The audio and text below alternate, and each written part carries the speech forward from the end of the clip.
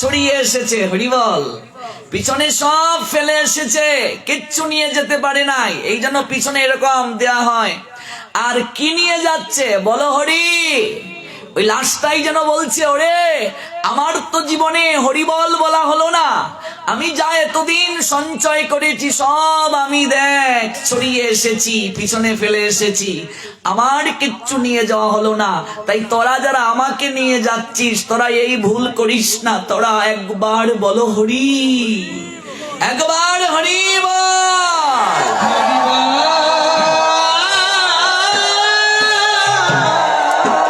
আমার বলা হলো না, তোরা একবার বল, বলো হরি। লাশটাই যেন আমাদেরকে বুঝাচ্ছে।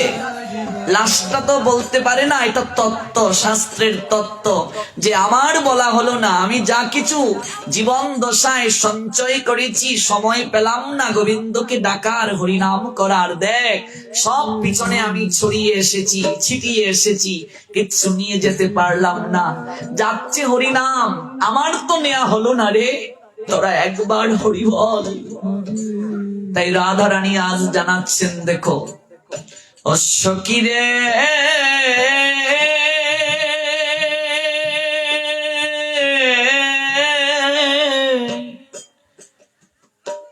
অন্তিমের বন্ধু হয়ে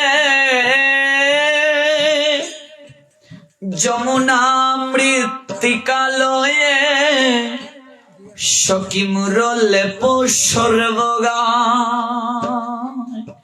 কৃষ্ণ নামের তিলক পরাইয়া দিও, তিলক পরাইয়া দিও, কৃষ্ণ নামের তিলক পরাইয়া দিও, নামের তিলক পরাইয়া দিও। কেশবায় নমঃ, নারায়ণায় নমঃ, মাধবায় নমঃ, গোবিন্দায় নমঃ, বিষ্ণবে নমঃ, মধুসূদনায় নমঃ, ত্রিবিক্রমায় নমঃ, বামনায় নমঃ, শ্রীধরায় নমঃ, ঋষিকেশায় নমঃ, পদ্মনাভায় নমঃ, দামোদরায় নমঃ। এই দেহের 12টা জায়গায় গোবিন্দ 12টি নামে অধিষ্ঠান করলেন আমার তোমার শরীরে। এই শরীরটা হরি মন্দির হয়ে গেল, রক্ষা কবচ হয়ে গেল, এই দেহটা পবিত্র হয়ে গেল, আর কারো সাহস নাই, যমদূতের সাহস নাই স্পর্শ করার। এজন্য বলছেন কৃষ্ণ নামের তিলক পরাইয়া দিও। প্রেমময়ী আমাদেরকে জানাচ্ছেন, আমাদেরকে শিখিয়ে দিচ্ছেন অন্তিমের পরিবেশটা কেমন হওয়া দরকার প্রতিটা মনুষ্য জীবের, সেটা জানালেন। অন্তিমের বন্ধু হয়ে যমুনা মৃত্তিকালয়ে সখী মুরলে সর্বগায়, আমার বেষ্টন করি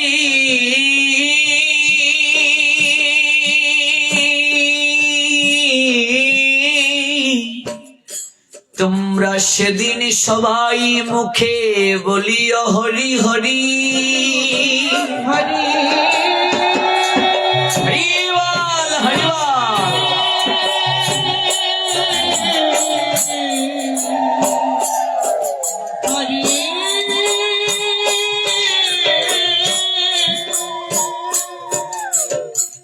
আমার বেষ্টন করি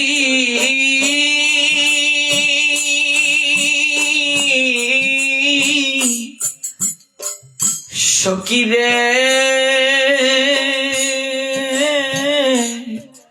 তোমরা সেদিন সবাই মুখে বলিও হরি হরি, যেদিন দেহ ছেড়ে আমার প্রাণ চলে যা, সখী রে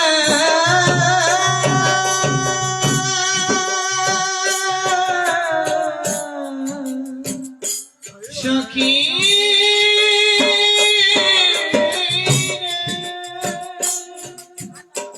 তোমরা সেদিন আমায় ঘিরে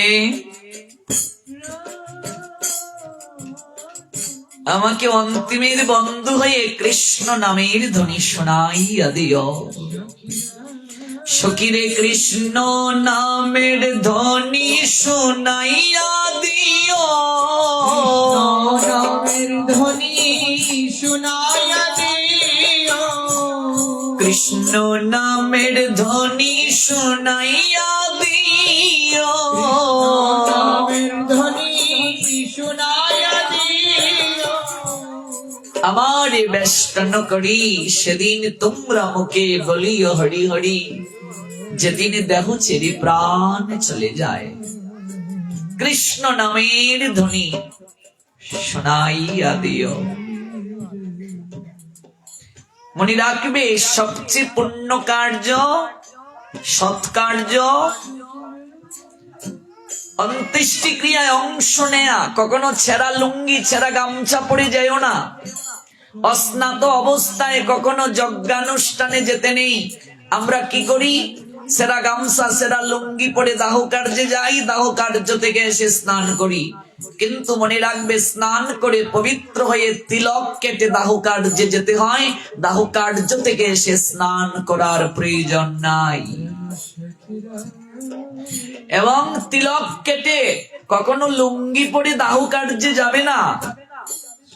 এমনিতে আমরা লুঙ্গি পড়ছি সেটা অন্য কথা, কিন্তু ভগবত কার্যে কি লুঙ্গি পরে হয়? হয় না। যজ্ঞানুষ্ঠানে আপনি যজ্ঞে আহুতি দেবেন, সেটা কি হবে? আপনি একটা বৈষ্ণব সেবায় যাবেন, সেটা কি হবে? আপনার মনটাই তো ছোট লাগবে বসতে গিয়ে। ধুতি নতুবা প্যান্ট পরবে। এটা শ্রেষ্ঠ কার্য। তাই পার্বতী কেঁদে কেঁদে বলছেন, ওগো তোমরা কে কোথায় আছো, আমায় একটু সহায়তা করো না। আমার স্বামী দেহরে এঁকেছে, একটু তাকে শ্মশানে নিয়ে যাও। কতজন স্নান করে আসছে গো।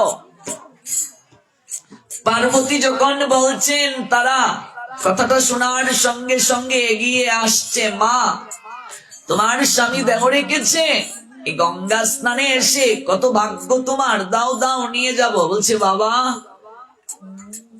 একটা শর্ত যে আছে। বাবা, কি শর্ত? যারা আমার স্বামীর এই সবকে স্পর্শ করবে, সব মানে মৃতদেহ, দেহটাকে স্পর্শ করবে, কেউ যদি অপবিত্র থাকে, পাপী থাকে, সঙ্গে সঙ্গে তার দেহটা ভস্ম হয়ে যাবে। বলছে, বাপ রে বাপ, স্পর্শ করতে পারবো না। বলছে, কেন? কেন স্পর্শ কেন করবে না?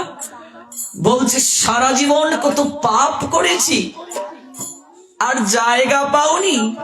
জীবন অর্ধেক পরে রয়েছে, তোমার স্বামীকে ধরে আমার জীবন বলো হরি হরি বলো হবে? আমার পক্ষে সম্ভব নয়। দৌড় শুরু করেছে কথাটা শোনার সঙ্গে সঙ্গে। যাকেই পাচ্ছেন বলছেন, বাবা আমার স্বামীকে একটু সৎ কার্যে নিয়ে যাও না। সবাই এগিয়ে আসছে, কিন্তু শর্ত যখন শুনতে পেল, কেউ যদি একটু পাপী হয়, অপবিত্রতাকে দেহ স্পর্শ করলে সে ভস্ম হয়ে যাবে। আরেকজন লোক এসেছে, শর্ত শোনার সঙ্গে সঙ্গে দৌড় দিতে যাইবে। পার্বতী বলছে, বাবা দৌড়াচ্ছ কেন? শুনেছি গঙ্গা স্নান করলে নাকি মহাপাপীও পবিত্র হয়ে যায়। ও বাবা, তুমি তো গঙ্গা স্নান করে এসেছো, তাহলে তুমি তো পবিত্র, তাহলে তুমি কেন আমার স্বামীকে স্পর্শ করতে পারছো না? লোকটা বলছে, শাস্ত্রে তো আছে গঙ্গা স্নান করলে মহাপাপীও পবিত্র হয়, কিন্তু যদি একটু পাপ থেকে যায় সেটা তো বলতে পারবো না পবিত্র হয়েছি কিনা। আমি অকারণে ধরে গিয়ে আমার জীবনকে বরবাদ করবো? মহাদেব মনে মনে হাসছেন, ওরে বোকা, শাস্ত্রের বাক্যে তোর বিশ্বাস নেই।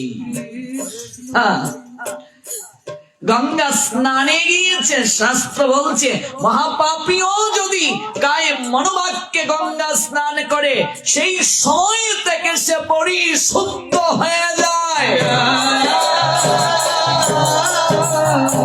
তাহলে আমার মাঝে সংশয় রয়ে গেল যে আমি পবিত্র হলাম কিনা।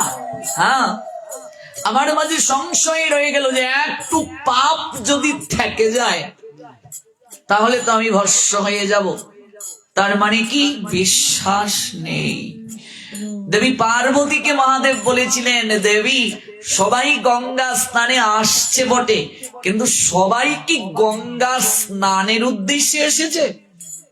কতজন গঙ্গা স্নানে গিয়ে দেখবে মেলায় ঘুরতে যায়, কে কত কেনাকাটা করবে। কতজন গিয়ে বলছে না গো এই ঘাটে স্নান করব না, নোংরা জল, পরিষ্কার যেদিকে সেদিকে যাব। গিয়েছো গঙ্গা স্নানে, তুমি বিচার করছো কোন দিকে জলটা পরিষ্কার আর কোন দিকে জলটা ময়লা। তাহলে তুমি গঙ্গা স্নানে কি করে গেলে? গঙ্গা স্নানে গিয়ে মেলায় ঘুরতে, গঙ্গা স্নানে গিয়ে কেনাকাটা করতে বের হয়ে গেল।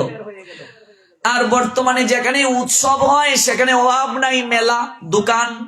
আমরা উৎসবে না এসে মনে হয় যেন মেলা এসেছি। গেলাম গঙ্গা স্নানে যে একটু স্নান করব, স্নানের পরে একটু মা গঙ্গাকে একটু সিঁদুর দেব, একটু ফলমূল দেব, একটু তর্পণাদি করব, এক অধ্যায় গীতা পড়ব, একটু হরিনাম করব, গঙ্গার তীরে বসে একটু সাধু বৈষ্ণবের সঙ্গ করব। কোন ক্রমে স্নান করে দৌড় আমরা কে কার আগে মেলায় যাই, মেলায় কি উঠেছে কিনতে হবে। তারপর এই যে পন্তীর্থে যাও অদ্বৈত বাড়িতে, ভেতরে ঢুকা যায় না লুকের জন্য, দূর থেকেই লুট কোন ক্রমে দিয়ে দৌড় সেই জায়গা থেকে বের হয়ে তারপর দৌড় আমরা কে কত কেনাকাটা করব। সবাই কি দেবী গঙ্গা স্নানের উদ্দেশ্যে এসেছে? আর সবাই যদি গঙ্গা স্নানের উদ্দেশ্যে আসে, সবাই কি শ্রদ্ধার সঙ্গে স্নান করছে? আর যদি সবাই শ্রদ্ধার সঙ্গে স্নান করে দেবী, সবার কি বিশ্বাস আছে? যদি বিশ্বাস না থাকে, শ্রদ্ধা না থাকে, অনন্তকালও যদি কেউ গঙ্গা স্নানে যায়, সেই গঙ্গা কখনো তাকে পবিত্র করতে পারবে? গঙ্গা পবিত্র করার জন্য প্রস্তুত, কিন্তু আমার মাঝে পবিত্র হওয়ার শ্রদ্ধা নাই, বিশ্বাস নাই। যারাই শুনছে সবাই দৌড়াচ্ছে। এক মাতাল, মাতাল তো আমরা ভালোই বুঝি, এবার ও এসেছে, ও জয় মা এরকম বলে এদিকে যাচ্ছে, বলছে কিরে মা তুই কান্না করছিস কেন? হ্যাঁ, এই তীর্থে এসে কেউ কান্না করে? কিরে তুই এত কান্না করছিস কেন? বলছে বাবা আমার দুঃখের কথা কাকে বলবো, আমার স্বামীকে নিয়ে গঙ্গা স্নানে আসলাম, আমার স্বামী দেহ রাখলো। আহারে মা বলছিস কি, বলছিস কি, বলছিস কি? বাবা কতজনকে বলছি আমার স্বামীকে সৎকার্য করার জন্য একটু শ্মশানে নিয়ে যেতে, কিন্তু বাবা সবাই কথা শুনে দৌড়ে পালাচ্ছে। বলছে কেন দৌড়ে পালাচ্ছে কেন? বাবা একটা শর্ত আছে, যে আমার স্বামীকে স্পর্শ করবে সে যদি পাপী থাকে, সে যদি অশুচি থাকে, অপবিত্র থাকে, সঙ্গে সঙ্গে সে ভস্ম হয়ে যাবে। এই কথা শুনে সবাই পালাচ্ছে, বলে নিজে কি বিপদ ডেকে আনবো, এই কথা বলে পালাচ্ছে, কেউ আমায় সহায়তা করছে না। তাই বাবা আমি অনুনয় করে তোমায় বলছি, আমি কি এই মরা দেহ নিয়ে এভাবেই রোদন করব? মাতাল লোকটা দেবী পার্বতী, তিনি তো সাধারণ নারীর রূপে বসে কান্না করছেন, তার দিকে তাকিয়ে বলছে মারে তুই যেভাবে কথাটা বললে আমার ভেতরটায় ধাক্কা লাগলো। ওরে আমি মহাপাপী রে, আমি সারা জীবন আমি মদ খেয়েছি রে, আমার মতো পাপী কেউ নাই, অসৎ কার্য এত করেছি কোনো হিসেব নেই। কিন্তু মারে আমি শুনেছি কেউ যদি গঙ্গা স্নান শ্রদ্ধার সঙ্গে বিশ্বাসের সঙ্গে করে তার সব পাপ বিনষ্ট হয়ে যায়। কেউ তোকে সহায়তা করলো না, হ্যাঁ আমি তোকে সহায়তা করব, আমি তোর স্বামীর দেহকে শ্মশানে নিয়ে যাব। বলছে বাবা শর্তটার কথা স্মরণে আছে তো? তুমি না সারা জীবন পাপ করেছো, পাপী, কিন্তু তুমি স্পর্শ করলে কিন্তু ভস্ম হয়ে যাবে। মাতালটা বলে উঠলো, পাপী তো ঠিকই, কিন্তু এখনই আমি গঙ্গায় ডুব দিয়ে আসবো, কারণ শাস্ত্র বলছে গঙ্গায় যদি কেউ শ্রদ্ধার সঙ্গে ডুব দেয় তার আর কোনো পাপ থাকে না। আমি গঙ্গায় ডুব দিয়ে পবিত্র হয়ে আসছি মা, তোর স্বামীকে আমি নিয়ে যাব। আর যদি আমাকে ভস্ম হতে হয় আমি ভস্ম হয়ে যাব, কিন্তু আমি তোকে এইভাবে রেখে যাব না। ভাবুন একবার, বিশ্বাস কাকে বলে দেখুন, শ্রদ্ধা কাকে বলে দেখুন। আমরা তো গঙ্গায় যাই বটে, সেরকম বিশ্বাস কি আমাদের মাঝে উদয় হয়েছে? হ্যাঁ, এবার ওই মাতাল গঙ্গায় গিয়ে ডুব দিল। ওগো মা স্রোতস্বিনী, জীবনে কোনোদিন তোমার কাছে কিচ্ছু চাইনি, কিন্তু এই দুঃখিনী মায়ের চোখের জল আমার অন্তরটাকে গলিয়ে দিয়েছে। মাগো, সন্তান যত খারাপ হোক, মাতাল হোক, সন্তান যত অসৎ কার্য করুক, মা কোনোদিন তাকে ফেলতে পারে না। ল্যাংড়া আতুর হইলে মায়ে টান দিয়া লয়ে কুলে, পুত্র যদি কুপুত্র হয় তবু মায়ে না ফেলে। আজ এসেছি বড় আশা করি, তোমার অঙ্গে আমি অবগাহিত হব মা। আমি মহাপাপী, আমি মাতাল, আমি কথা দিয়েছি ওই দুঃখিনী মাকে, তাই আমি তোমার অঙ্গে অবগাহিত হয়ে একটা ডুব দিয়ে জনমের তরে পবিত্র হয়ে আমি যাব। মাগো, আমি জনমের তরে পবিত্র হয়ে যাব। ওই দেহটাকে, লাশটাকে আমি শ্মশানে নিয়ে যাওয়ার জন্য। গঙ্গায় ডুব দিয়ে ওই মাতাল এসে বলছে, মা, মারে আয় আয় আয়, তুই ধর একদিকে আমি ধরি একদিকে। ওরে, এত এত লক্ষ লক্ষ লোক গঙ্গা স্নানে এসেছে, ওরা যদি নিজেকে পবিত্র বলে মনে করে না, স্নান করার পর ওরা কেউ প্রকৃত গঙ্গা স্নানে আসেনি রে। ওরা কেউ প্রকৃত গঙ্গা স্নানে আসেনি। আমি মাতাল, কিন্তু আমি বিশ্বাস রেখেছি কথায়, গঙ্গায় ডুব দিলে আর পাপ থাকে না। আমি এক্ষুনি পবিত্র। আমি এই গঙ্গা স্নানের পূর্বে মাতাল ছিলাম, খারাপ ছিলাম, অপবিত্র ছিলাম, দুশ্চরিত্র ছিলাম, লম্পট ছিলাম, কিন্তু এখন আমি আর লম্পট নই, দুশ্চরিত্র নই, পাপী নই। আমি এখন পবিত্র, এখন থেকে আমি পবিত্র। তুই ধর একদিকে, আমি ধরবো একদিকে। চল মা, চল, তোর স্বামীকে তুই একদিকে ধর আর আমি একদিকে ধরি। মারে, জীবনে কত অসৎ কার্য করেছি, মরার আগে একটা সৎ কর্ম করে যাই রে মা। মরার আগে অন্তত এই দেহটাকে সৎ কার্যে নিয়ে যাই, যদি শেষের দিনে এই কার্যটার জন্য আমার ইষ্ট প্রাপ্তি হয়ে রে মা। এই কার্যটার জন্য যদি আমার ঈশ্বর প্রাপ্তি হয়, আমি তো জীবনে কিচ্ছুটি বলতে পারবো না রে মা। তাই তুই একদিকে দৌড়া, আমি একদিকে ধরি। কতটা শ্রদ্ধা দেখো, কতটা বিশ্বাস দেখো। সাধু সঙ্গে কৃষ্ণ ভক্তে শ্রদ্ধা যদি হয়, ভক্তি ফল প্রেম হয়, সংসার যায় ক্ষয়। শ্রদ্ধা যদি না থাকে, বিশ্বাস যদি না থাকে, কিছুই লাভ হয় না। যেই মহাদেবকে স্পর্শ করতে গেলেন, অমনি করে সেই সব দেবাদি দেবে মহাদেব হয়ে আবির্ভূত হলেন।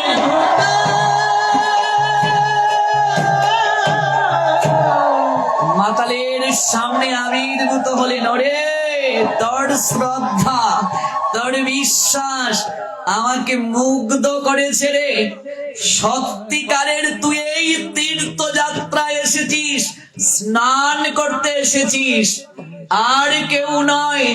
ওরে, এই জগতে অনেক লোক আছে, ওদের ভেতর এক বলে বাহিরে আরেক বলে। ওরে, এই জগতে অনেক লোক আছে, ভেতর বাহিরে এক না হলে মালা তিলক অকারণ, কিছু লাভ হবে না। ভেতর বাহির যদি এক না হয়, এই ব্যাস ধরলে লাভ হবে না। ওরে, আমি তোকে কৃপা করছি, অচিরেই তুই এই জড় দেহকে ত্যাগ করে তুই শিব লোকে গমন করবে। এই ঘটনা শাস্ত্রের ঘটনা, বানানো গল্প নয়।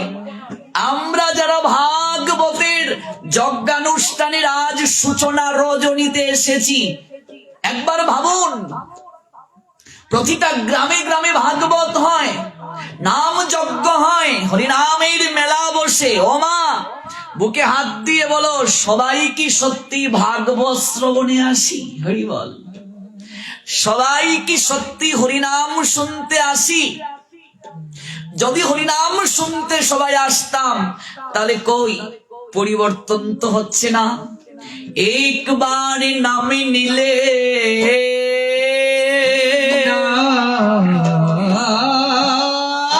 নাম নিলে যত পাপে হরে,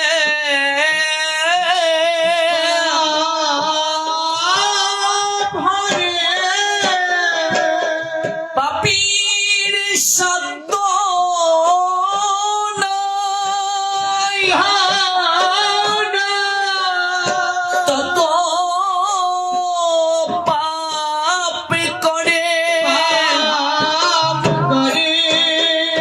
একবার নাম নিলে যত পাপ হরে, পাপীর সাধ্য নাই জীবনে এত পাপ করার। তাহলে 24 প্রহর, 32 প্রহর, 56 প্রহর নাম হচ্ছে, নাম শুনতে যাই, তাহলে পরিবর্তন নেই কেন বাবা? কারণ কি? আসল জায়গায় আসো। এত ভাগবতে যাই, পরিবর্তন নেই কেন বাবা? এজন্যই বলছিলাম, এই যে 7 দিন শুনবে, আগামীকাল থেকে 6 রজনী, 2 থেকে 2.5 ঘন্টা ভাববে আমি ব্যবসায়ী না। মোবাইলটাকে সুইচ অফ করে কিংবা মোবাইলটাকে ভাইব্রেশন কিংবা মোবাইলটাকে একেবারে সাউন্ড বন্ধ করে রেখে দাও। এই 2-2.5 ঘন্টা সময়ে আমি কারো কল ধরবো না। আমার ব্যবসা নাই, আমার চাকরি নাই, আমার স্বামী নাই, আমার স্ত্রী নাই, আমার পুত্র কন্যা 2.5 ঘন্টার জন্য নাই, এমন ভাবটা আনো। মনে মনে ভাবো, গোবিন্দ, এই যজ্ঞানুষ্ঠানে এসেছি আমি কেবল তোমার, আর তুমি কেবল আমার। গোবিন্দ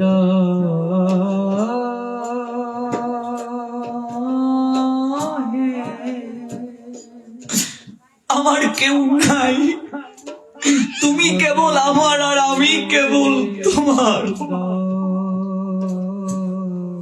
এই ভাব নিয়ে যদি 2 ঘন্টা সময় নয় রে মা, 2 মিনিট যদি শুনতে পারো, দেখবে এই মহাপাপ স্খলন হয়ে গেছে।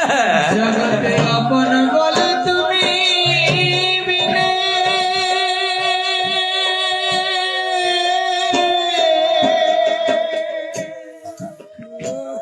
কেহ না।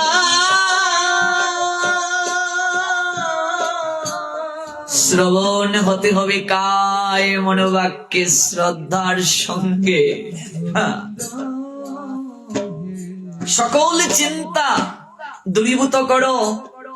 এই যে আগামীকাল 7:30 থেকে 10টা পর্যন্ত কোনো চিন্তা না, সকল চিন্তা বাদ, কেবল ভগবানের সঙ্গে সম্পর্ক স্থাপন করতে চেষ্টা করো। ওমা,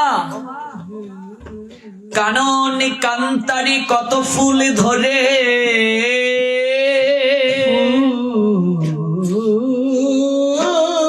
ধরে সব ফুল কি আর গোবিন্দের চরণে শুভিত হয়?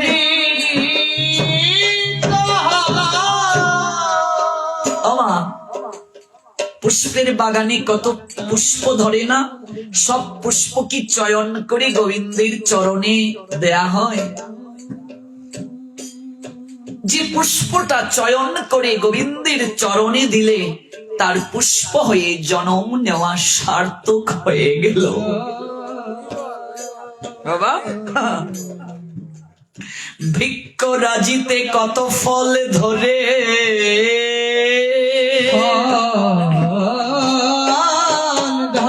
সব ফল কি আর গোবিন্দের ভুগে লাগে? যে ফলটা গোবিন্দের সেবায় লাগলো, করলো, ভুগে লাগলো, তার জনম সার্থক হয়ে গেল। তাহলে এই গ্রামে তো অনেক লোক, অনেক মনুষ্য জীব, সবাই তো আর এই ভাগবতে আসে নাই। যারা এই ভাগবতে এসেছে এই 7 দিনের প্রথম রজনীতে সবাই আছে, কিন্তু সবাই আসেনি, ধীরে ধীরে আসবে। কেউ ভেবেছে আজ শুরু, কাল থেকে যাব কিংবা পরশু যাব, কিন্তু যারা আজ এসেছে এই ভাগবতের সূচনা লগ্নে তাদেরও জীবন ধন্য হয়ে গেছে।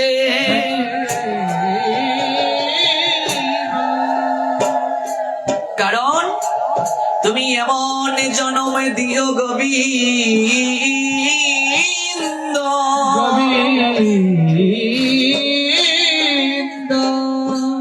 যেন তোমার চরণে অর্পিত হতে পারি।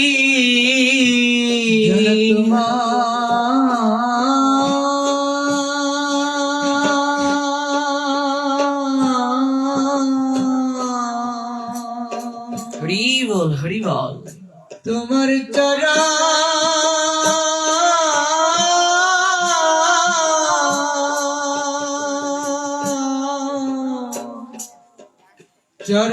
অর্পিত হতে পারি। গঙ্গায় স্নান করলে দেহ পবিত্র হয়, কিন্তু শাস্ত্র কি বলেছেন জানেন বাবা? গঙ্গার পরশৈলে পশ্চাতে পাবন, গঙ্গায় গিয়ে স্নান না করলে তুমি পবিত্র হবে না। কিন্তু সাধু সঙ্গে যারা আসে, বৈষ্ণবকে দর্শন করার সঙ্গে সঙ্গে, সাধুকে দেখার সঙ্গে সঙ্গেই তার কোটি কোটি গঙ্গা স্নানের ফল লাভ হয়ে যায়।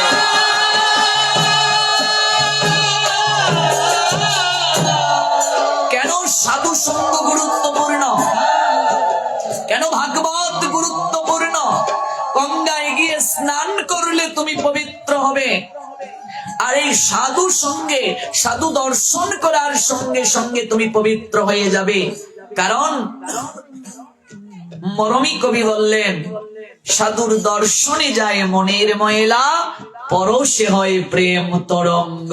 কেন আমরা প্রেমালিঙ্গন করি? আলিঙ্গন কেন করতে হয়? সাধু সঙ্গে এসে দর্শনে দেখার সঙ্গে সঙ্গে মনের ময়লা যায়, আর যখন প্রেমালিঙ্গন করবে, পরশ করবে, স্পর্শ করবে, সঙ্গে সঙ্গে প্রেম অনুভূতি হয়ে যায়।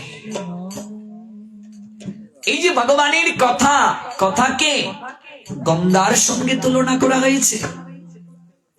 গঙ্গায় স্নান করলে তুমি পবিত্র হবে, আর ভগবানের কথা কর্ণ দিয়ে প্রবেশ করার সঙ্গে সঙ্গে মহাপাপীও পবিত্র হয়ে যাবে।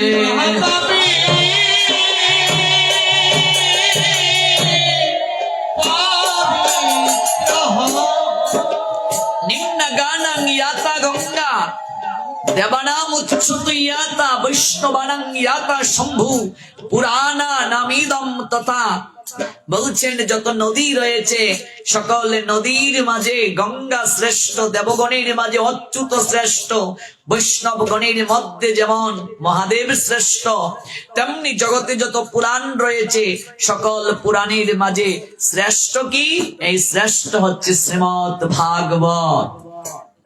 এই শ্রীমদ্ ভাগবত যেখানে পাঠ হয়, আজ তো প্রথম রজনী, সপ্তাহব্যাপী আমরা আজ সংকল্প করেছি এই ব্যাসদেবের বসন দান করা হলো। এটা হচ্ছে ব্যাসদেবের বসন। যিনি এই পাঠে বসবেন তিনি ব্যাসদেবের প্রতিনিধি, তিনি ব্যাসদেবের প্রতিনিধি হয়ে বসেন। প্রত্যেক দিন তাকে ব্যাসদেবের বসনে বরণ করতে হয়, এটাই শাস্ত্রীয় ভাগবত পাঠের বিধি।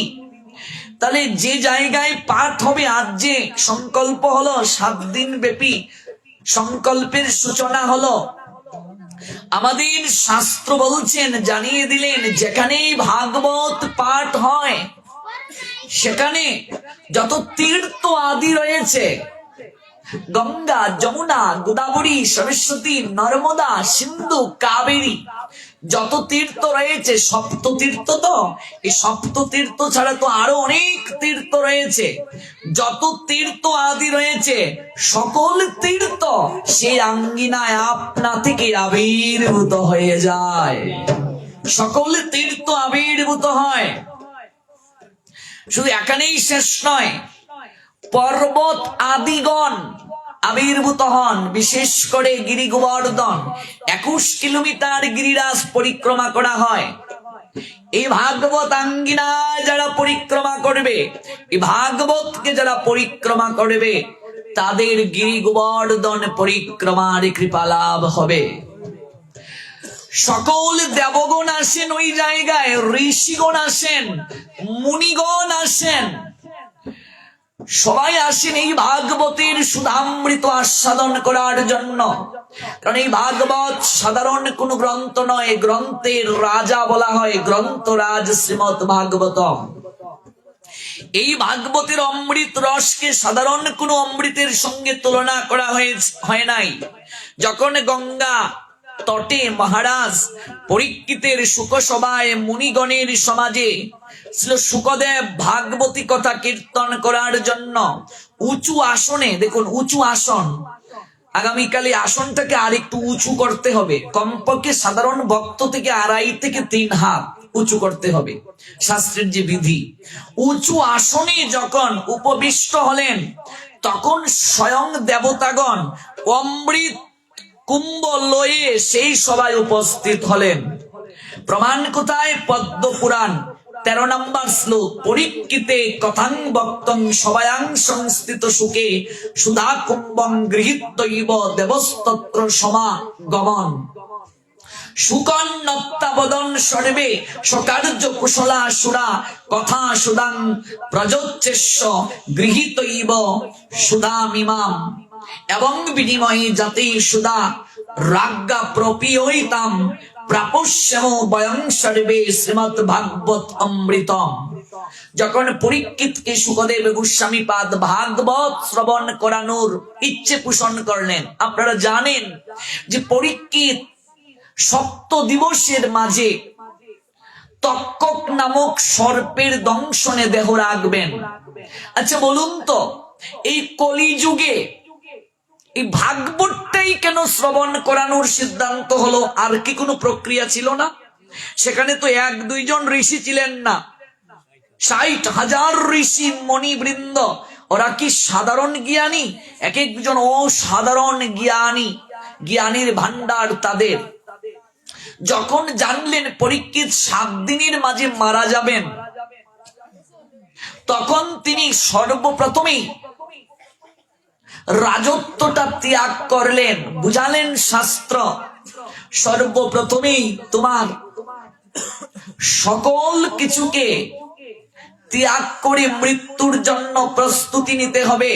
এই জগৎ থেকে তুমি যেদিন যাবে, কোনো কিছু তোমার সঙ্গে যাবে না, সকল কিছু এই জায়গায় পড়ে থাকবে। তাই পরীক্ষিত তার পুত্রের কাছে এই রাজ সিংহাসনটাকে বুঝিয়ে দিয়ে কুশ আসনটা হাতে নিলেন আর বললেন, তোমাদের জন্য অনেক করলাম, এবার আমায় বিদায় দাও। 7টা দিন আমার আর জীবন প্রদীপ জ্বলবে। 7 দিন ভাগবত যখন পাঠ হবে, যতক্ষণ পাঠ চলবে, তিলের তেল কিংবা ঘি দ্বারা একটা প্রদীপ এখানে জ্বালিয়ে দিতে হবে, মোমবাতি নয়। ঘৃত দ্বারা কিংবা তিলের তেল দ্বারা এই 2-2.5 ঘন্টা চলবে পাঠ, প্রদীপটাও জ্বলবে। কিসের জন্য? যারা আয়োজন করছেন, সে আয়োজনকারী গ্রামের ভক্তদের, যারা এসেছে দূর দূরান্ত থেকে, সবার, এমনকি বিশ্ববাসীর মঙ্গলের জন্য। আর মাত্র 7 দিন জীবন প্রদীপ জ্বলবে। এই দুদিকে 2টো কলা গাছ কালকে নিয়ে আসবে, শিকড় সহ তুলে, কেটে নয়, কলা গাছটা শিকড় সহ তুলে আনবে। তুলে এনে ওই সামনে লাগিয়ে দেবে। আর সেই 2টো কলা গাছের এই দিকে সুতো দেবে 7টা প্যাঁচ, 108টা আম্রপত্র দেবে। কেন দেবে? তারও নিয়ম আছে। জানিয়ে দেব পাঠে। সঙ্গে সঙ্গে সকল কিছুকে ত্যাগ করে কি করলেন? কুশাসন হাতে নিয়ে বললেন, এবার আমায় বিদায় দাও, তোমাদের জন্য অনেক কিছু করেছি, এবার আমার যাওয়ার পালা। 7 দিন আমার মাত্র জীবন প্রদীপ জ্বলবে, এই 7 দিনের মাঝে আমার মনুষ্য জীবনটা কিভাবে সার্থক হয় আমাকে সেই চিন্তা করতে হবে। হাজার হাজার মুনি ঋষি বৃন্দ সবাইকে এসে প্রণাম দিয়ে বললেন, এই 7 দিনের মাঝে কেমন করে ভগবান প্রাপ্তি সম্ভব? আমার আর জীবন 7 দিন আছে। কোন কোন ঋষিগণ বললেন, আপনি দান দক্ষিণা করুন 7 দিন, আপনি তো রাজা, আপনার তো কিছু অভাব নাই, দান করলে মহা মহা মঙ্গল হয়। এবার পরীক্ষিত করে জুড়ে বলছেন, তা না হয় করলাম, কিন্তু আপনি কি নিশ্চয়তা দেবেন আমায় আমার ভগবান প্রাপ্তি হবে এই 7 দিনে? বলছেন, তা তো বাবা নিশ্চয়তা দিতে পারবো না। কেউ বলছেন আপনি যজ্ঞ করুন 7 দিনে। বলছে 7 দিনে যে আমি যজ্ঞ করব, এই যজ্ঞের জন্য যে উপাদান সংগ্রহ করা দরকার, এই উপাদান সংগ্রহ করতেই তো আমার 7 দিন কেটে যাবে। আর 7 দিন যজ্ঞ করে আমি কি ঈশ্বর প্রাপ্ত হতে পারবো? বলছেন তার নিশ্চয়তা দেয়া সম্ভব নয়। কেউ কেউ বলছেন আপনি এক কার্য করুন মহারাজ, সাধু সেবার আয়োজন করুন, তা না হয় করলাম, কিন্তু 7 দিনের মাঝেই কি ভগবান প্রাপ্ত হবে? তার দ্বারা তো মঙ্গল হয় বটে। এক একজন এক এক কথা বলছেন, পুজো করুন, পার্বণ করুন, কিন্তু কেউ নিশ্চয়তা দিতে পারলেন না 7 দিনের ভেতরে ভগবান প্রাপ্তি সম্ভব কিনা। 60,000 মুনি ঋষি বৃন্দ তখন 16 বছরে, 16 বছর বয়সে যৌবনে পদার্পণরত, মাতৃগর্ভ থেকে প্রকাশিত হয়ে যিনি বনে গমন করলেন, পিছনে তার পিতা কৃষ্ণদ্বৈপায়ন বেদব্যাস ডাকছেন, পুত্র পুত্র পুত্র, কিন্তু তিনি পিছনে ফিরে তাকাচ্ছেন না। প্রতিধ্বনি হয়ে ফিরে আসলো সেই তার পিতার সম্বোধন, মায়া তাকে গ্রাস করতে পারে নাই। এমনকি বস্ত্রহীন তিনি, কোন লজ্জাও নাই। তিনি গিয়ে যখন প্রবেশ করলেন, সঙ্গে সঙ্গে সব মুনি ঋষিগণ কি করলেন? দাঁড়িয়ে গেলেন, দাঁড়িয়ে সম্মান জানালেন। যেমন যিনি শ্রবণ করেন আমাদেরকে, যিনি ব্যাসদেবের প্রতিনিধি, তিনি আসেন, তখন আমরা কি করি? দাঁড়িয়ে যাই, উলুধ্বনি করি, হরিধ্বনি করি। তারপর তিনি এসে প্রণাম দেন আমাদেরকে, আমরাও প্রণাম দেই। তিনি এসে আসনে বসেন, তারপর আমরা প্রণাম দিয়ে আসনে বসি, এটাই হচ্ছে বিধি। তখন তিনি সবাই দাঁড়িয়ে আসন ছেড়ে দিলেন, তিনি এসে আসনে বসলেন। তিনি বললেন, মহারাজ আমি আপনার প্রশ্নের উত্তর দিতে পারবো। সবাই এত প্রাজ্ঞ, এত বয়স, কিন্তু কেউ নিশ্চয়তা দিতে পারলেন না।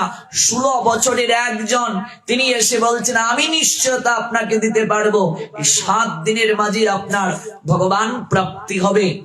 কি করে সেটা সম্ভব?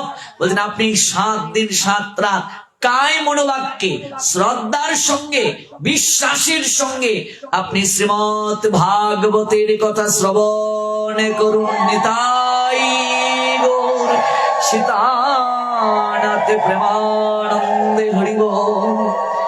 একদিন মিস করা যাবে না মায়েরা, একদিন কি করা যাবে না? তাহলে যারা আজকে আসে না এই গ্রামের মানুষ, তারা কি 7 দিন শুনতে পারলো না, 6 দিন শুনবে? তার মানে তাদের সংকল্প পূরণ হলো না।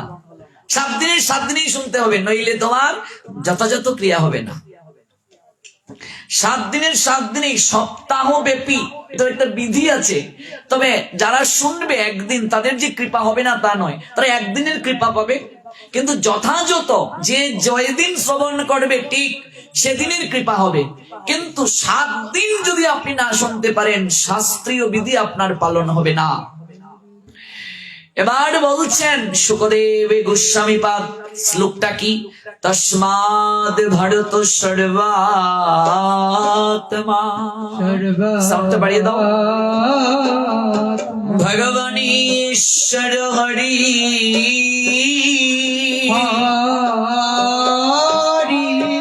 শ্রুতব্য কীর্তিতব্য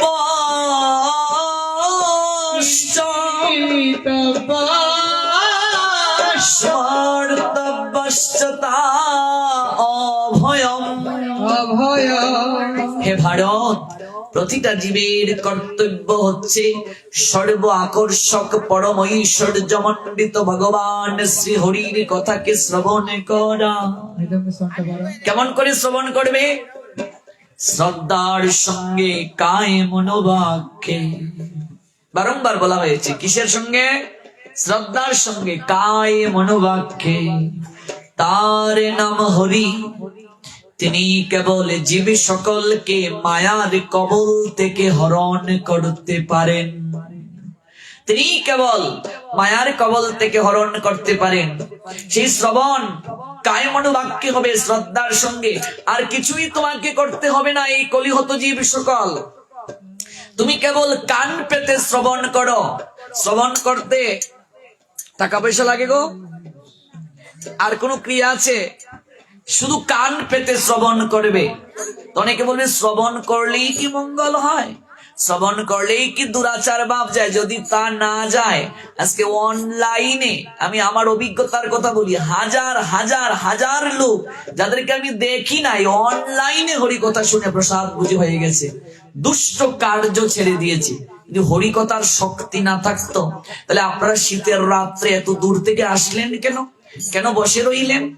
এমনকি আনন্দ পাচ্ছেন যে মন চাচ্ছে না যেতে, যে শুনে যাই, শেষ করে যাই। হরিকথার এত শক্তি। সই কেবা শোনাইল শ্যামনা,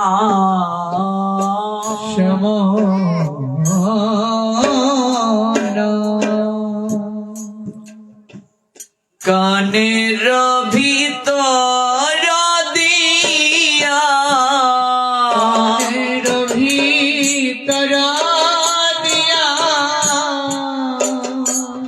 মরমে পশিল গো, কানের ভিতর দিয়া মরমে পশিল গো, আকুল করিল মন প্রাণ,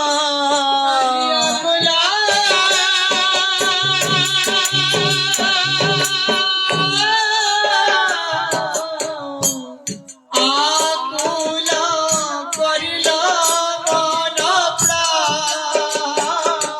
কানের ভিতর দিয়া, হ্যাঁ, যখন এই কর্ণের ভেতর দিয়ে মরমে, মরম মানে কি গো মা? হৃদয়, হৃদয়ে পশিল গো, পৌঁছল, আকুল করিল মন প্রাণ। শুনতে থাকো।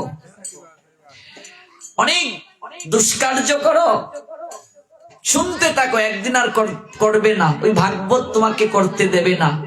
কি করে তুমি শুদ্ধ হবে এটা তোমাকে ভাবতে হবে না, তুমি শুনতে থাকো। কায় মনোবাক্যে শুনো, শ্রদ্ধার সঙ্গে শুনো। দেখবে চৌর্য বৃত্তি যে করে ওই লোকটার চুরি করতে পারে না।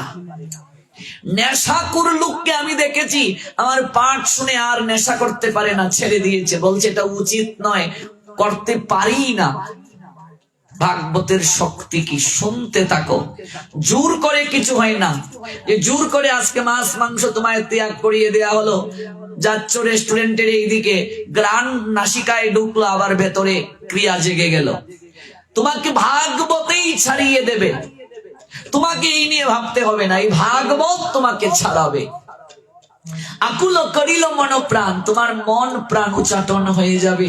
রাধারানী কি বলছেন জানেন? আমার মাঝে থাকি না রে, আমি আমার মাঝে থাকি না রে, ওই আমি আমার মাঝে থাকি না রে, আমি আমার মাঝে থাকি না রে, কোথায় যেন হারিয়ে আমি যায়, কোথায় যেন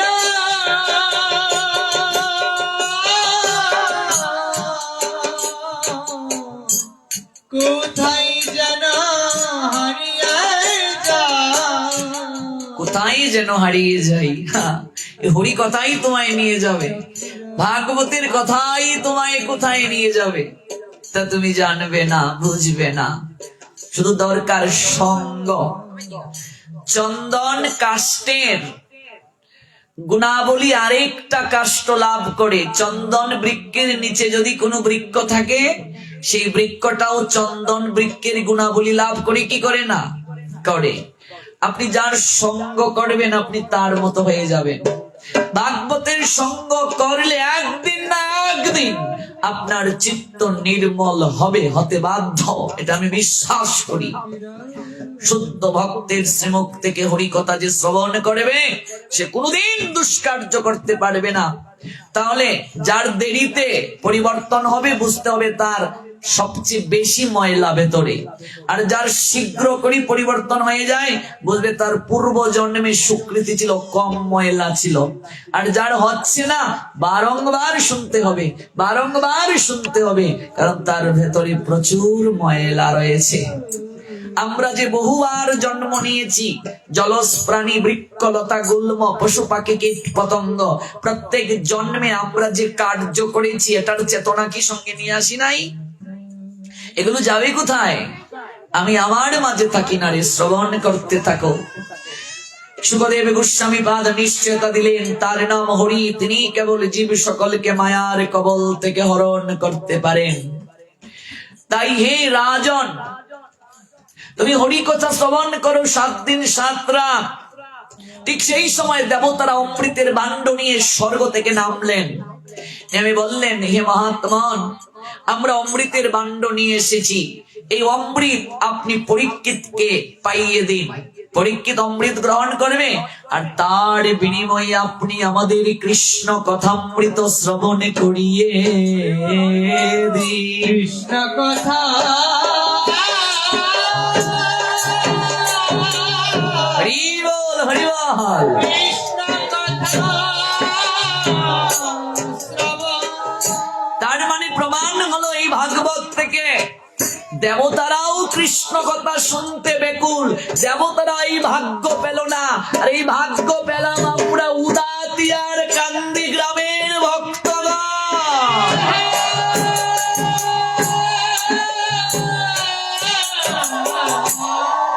সুখদেব গোস্বামী পাদ কথাটা শোনার সঙ্গে সঙ্গে মৃদু মৃদু হাসছেন। হে দেবগণ, এই সংসারী কাচ আর মহামূল্য মণির মধ্যে অগাধ পার্থক্য রয়েছে, তোমরা ভুলে গেছো। তোমরা কার সঙ্গে কার তুলনা করছো?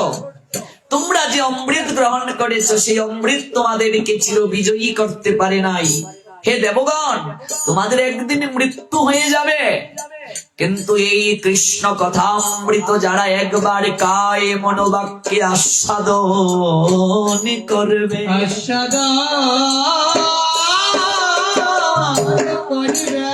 তাদের আর কখনো মৃত্যুময় সংসারে ফিরে আসতে হবে না।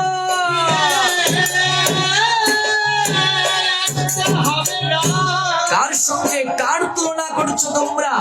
কোন অমৃতের সঙ্গে কোন অমৃত তুলনা করছো? ভোগ বিলাসে মত্ত দেবগণকে ওই অমৃত পান করালেন না। শ্রীমৎ ভাগবত শ্রবণের কারণে পরীক্ষিতের বৈকুণ্ঠ গতি প্রাপ্ত হয়েছিল। হ্যাঁ, ভাবুন একবার, কোন ভাগবত আস্বাদনের জন্য আমরা এই জায়গায় সমবেত হয়েছি। মনে রাখবে, এই সংসারী মানুষ যারা কলিযুগে, তাদের আর কোনো ধর্ম নাই। তাদের ধর্ম কি? হরি কথা শ্রবণ, হরি নাম করা, আর বিশেষ করে সাধু সেবা। মহাপ্রভু জানালেন কি? জীবে দয়া নামে রুচি বৈষ্ণব সেবন, ইহা হতে ধর্ম আর নাহি সনাতন। যে আঙ্গিনায় ভাগবতের কথা কীর্তন হয়, এই যে ঠাকুর বাড়ির আঙ্গিনা, এই আঙ্গিনা সাধারণ কোনো আঙ্গিনা নয়। এই আঙ্গিনা আজ থেকে হয়ে গেল মধুময় শ্রী বৃন্দাবন ধাম। এই আঙ্গিনা সাধারণ কোনো আঙ্গিনা নয়। যে গৃহে সাধুগণ রাত যাপন করেন, যে গৃহে সাধুগণ রাত যাপন করেন, সাধুগণ যে গৃহে থাকে, ওরা কি খারাপ চিন্তা করে? সাধুগণ কি করেন? হরি নাম করেন, আরতি করেন, কীর্তন করেন, ভগবানের জন্য রান্না করেন, ভগবানের জন্য ভোগ নিবেদন করেন। আমরা প্রতিদিন যে কার্য করছি সেই কার্যের মাঝে পাপ রয়েছে। সাধুগণকে প্রত্যেক গৃহীর দায়িত্ব, সংসারী মানুষের দায়িত্ব, যদি নাও পারে বছরে 13 রাত্রি হলেও রাতে এনে বাস করাতে হয়, 3 রাত। কেন জানো? সাধুগণ যার গৃহে থাকবে, ওরা যখন হরিনাম করবে, হরিকথা শ্রবণ করবে, সেই গৃহের সকল পাপ নষ্ট হয়ে সঙ্গে সঙ্গে সেই গৃহ পবিত্র হয়ে যায়। জীবী দয়া নামে রুচি বৈষ্ণব সেবন, ইহা হতে ধর্ম আর নাহি সনাতন। আমরা অনেক তত্ত্ব জানি না। সাধুগণ সবার গৃহে আসে না গো, ভগবান সবার গৃহে আসে না। বহু জন্মের ভাগ্য থাকলে বৈষ্ণব আসিয়া মিলে। এ আমার পূর্ববুল্লা থেকে মাসি আসছেন, গোবিন্দের মা। আজকে আমি এই 64 জেলায় পাঠ করি দেশের বাইরে, তখন আমার এত জনপ্রিয়তা ছিল না। এই মাসি যেভাবে আমাদের সেবা করেছেন, তাদের বাসায় ছিলাম নিজের সন্তানের মতো, যে গোবিন্দ আমার একটা ছেলে আর তুমি আমার বড় ছেলে। এই যে পরিমাণে তারা সেবা করেছেন, কল্পনার অতীত 15 দিন 20 দিন 25 দিন পর্যন্ত আমি রয়েছি, প্রচার করেছি হরিনাম। 7 বছর 8 বছর আগে, 6 বছর আগে যে পরিমাণে সাধু সেবা কল্পনাও করা যাবে না। সাধু সেবার যে কৃপা, যারা সাধু সেবা করবে, মনে রাখবে আমাদের প্রদত্ত কোনো কিছু ভগবান সরাসরি গ্রহণ করেন না। ভগবান কার মাধ্যমে গ্রহণ করেন? ভগবান নিজে বলছেন, আমারই ভজিবার যার আছে অভিলাষ,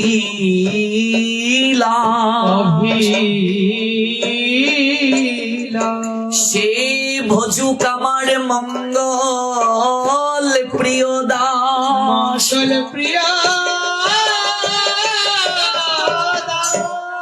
আমাকে যদি ভজন করার কারো ইচ্ছে থাকে, গোবিন্দ বলছেন সর্বপ্রথমে তাকে ভজন করো যে আমার মঙ্গল প্রিয় দাস। তার প্রমাণ দেখুন, এই যে আজকে আমরা যে বাড়িতে এসেছি, অপুদের বাড়িতে, এই তার মা, আমি চিনি তো ওনাকে, ওরুয়াইলে আমি পাঠ করেছি, তার মামার বাড়ি এই গ্রামে।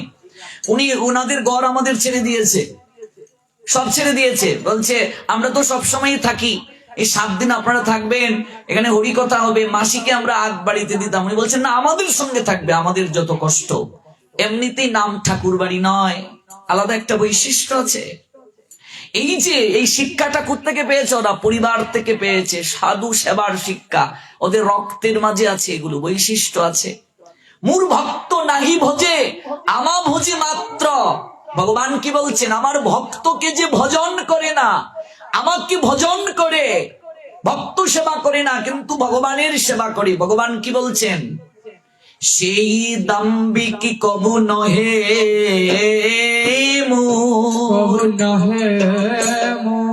প্রসাদেরি পাত্র।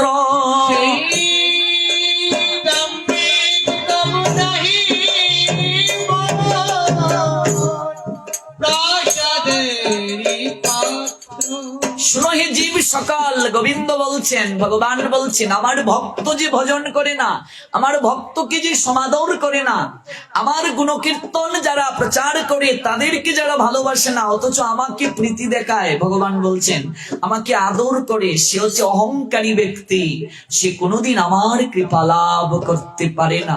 কেন গোবিন্দ? ভক্ত আমার মাতা পিতা, ভক্ত আমার গুরু,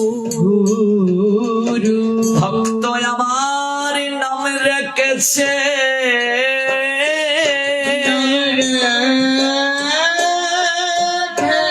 বাঞ্ছা কল্প তরু।